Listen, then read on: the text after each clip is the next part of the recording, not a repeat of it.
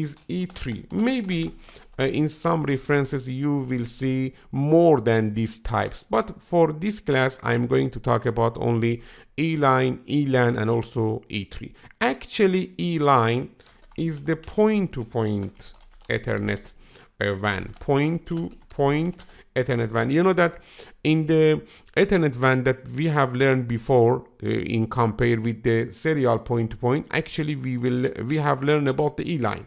The point-to-point Ethernet WAN or the point-to-point Metro Ethernet means that we are connecting two sites together directly with the Ethernet connection. Okay, I will talk about that, but for now we can understand the E-line is the point-to-point Ethernet WAN, and also the Ethernet WAN in E-LAN is such as the full mesh, okay, Ethernet connectivity, or if you want you can use the multi-point Ethernet WAN. And also about the E3, we can say this is a point to multi-point. I will explain all of them in this video, okay, and you will learn about them, the differences, how we can address them, and some other things. But first you should learn about some of the terminology, some of the rules that we are using in all of the Ethernet WANs types, for example in E-line, in E-LAN, and also in E3.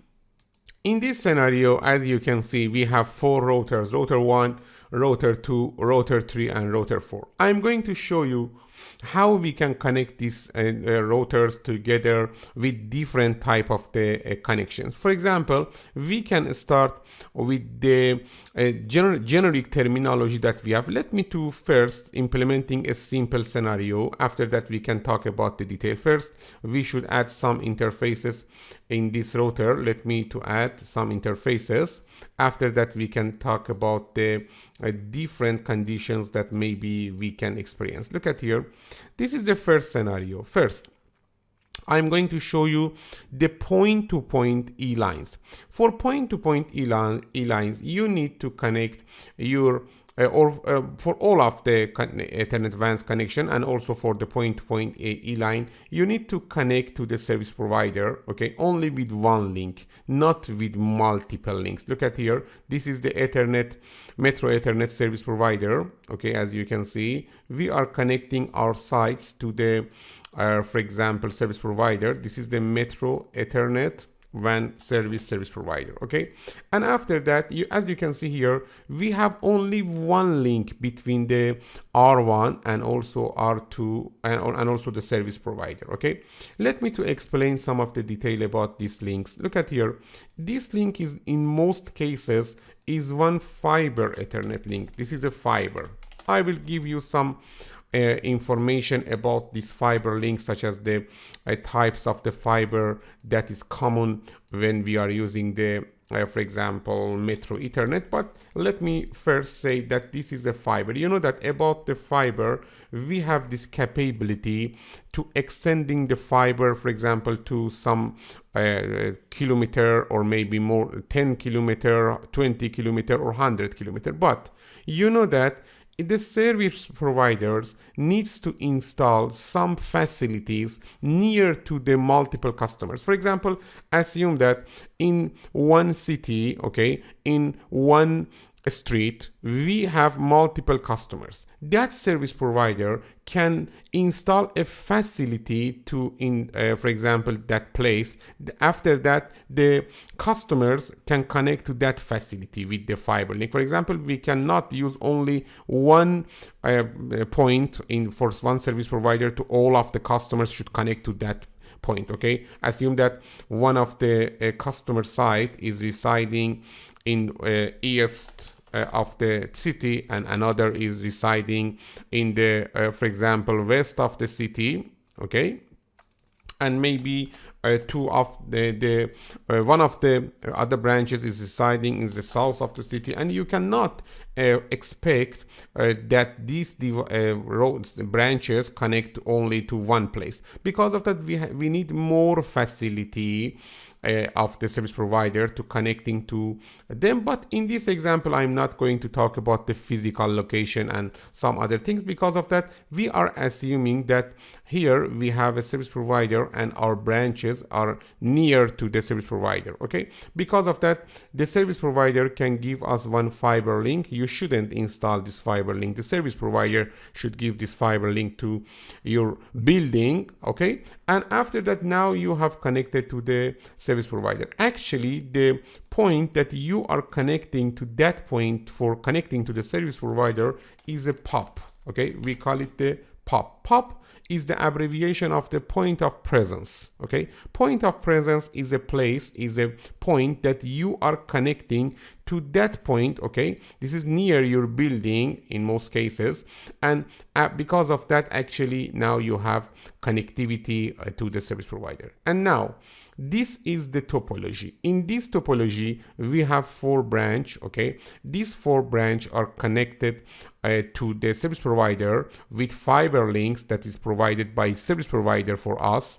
And after that, we are connecting to the point of presence in the service provider. You know that here inside of the service provider, we have some detail. For example, here maybe we have many devices such as the switches, such as the routers, and some other technologies. Okay, but you know that in this video I'm not going to talk about the detail of the inside of service provider. We know the result of this, for example, techniques that we are using in the service provider.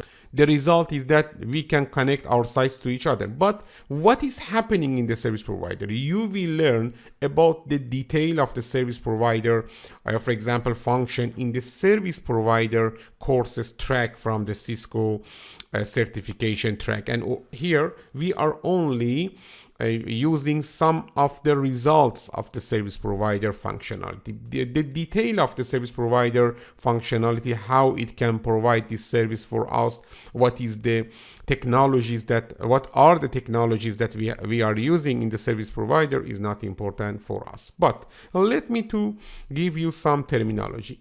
From the view of the service provider, this fiber link is the access link. Okay, why?